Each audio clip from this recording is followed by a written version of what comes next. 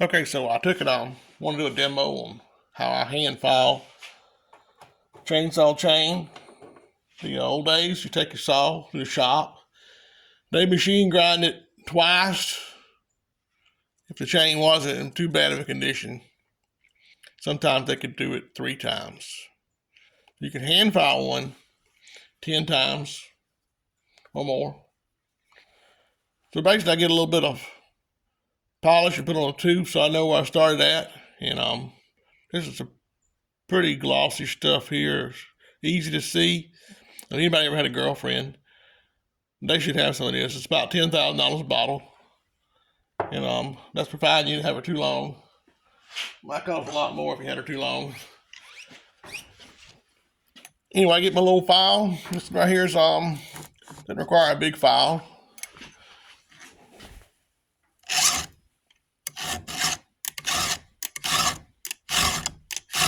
Give that in 6 licks. It's been hitting a little dirt. This chain here is it's cutting stuff it's not supposed to cut. That's what happens.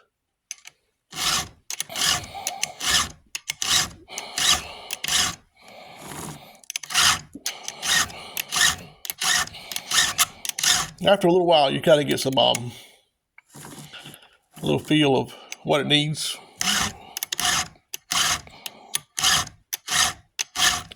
Get your angle kind of like at a factory and just get a few strokes. I give it a 6 strokes because I've been cutting some rough stuff. Most of the time I can do 2 or 3 strokes. The other day I was doing about 15 strokes. Start hitting rocks. It'll do a lot of damage.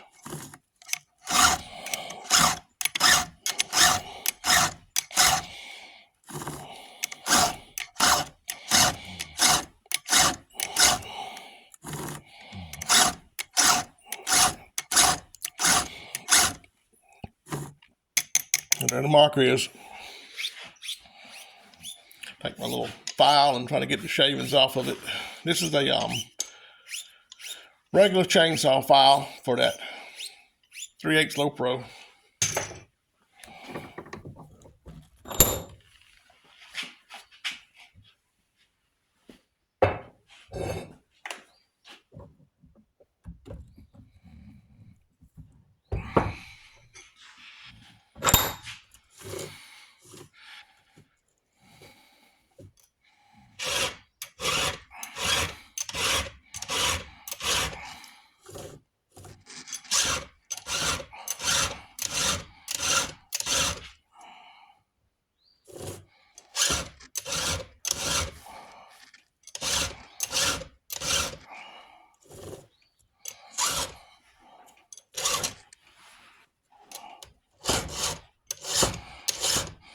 Kind of hard to see maybe on video, but when I sharpen these things, I like to get my finger and kind of hold that tooth. It makes it a little easier.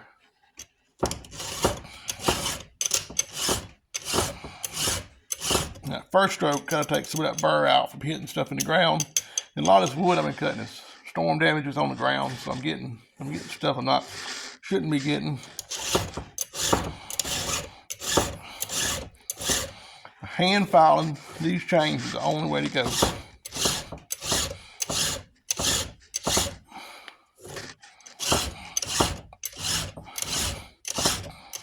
I had taken them to the saw shop years ago. 2, maybe 3 sharpenings would be a chain, and they'd throw it away. That was done.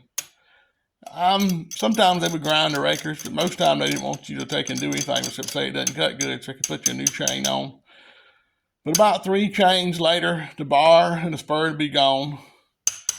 But this thing right here, sharpening it by hand, I can't say how many sharpenings I get in it. I never have counted. It could be 50 sharpenings or more. But I have had chains last long enough to wear out the bar and spur.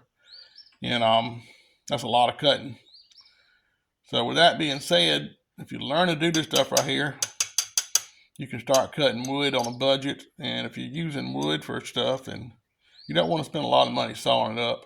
This is not a hobby I'm using to have fun with. This is stuff I'm doing around to save me from calling people so I pay them for it. So I do what I can do to save a buck. And this is how I take and file up the little chain. Give it 6 licks or 2 licks if you take it. Don't have a bad chain. Just want to just renew the edge. Give it a couple licks, and you take it do one side and do the other side. And if you're don't seem to be getting a good cutting chunks, and your dust is coming out kind of fine, you definitely want to put the old grinder on the rakers a little bit, knock them down just a hair. And I'll get a video of that fairly quick. But my grinders, I just went over these rakers the other day, and it was cutting good, so I'm gonna leave them alone. Anyway, this is how to sharpen a chain with a chainsaw file. The only way to go.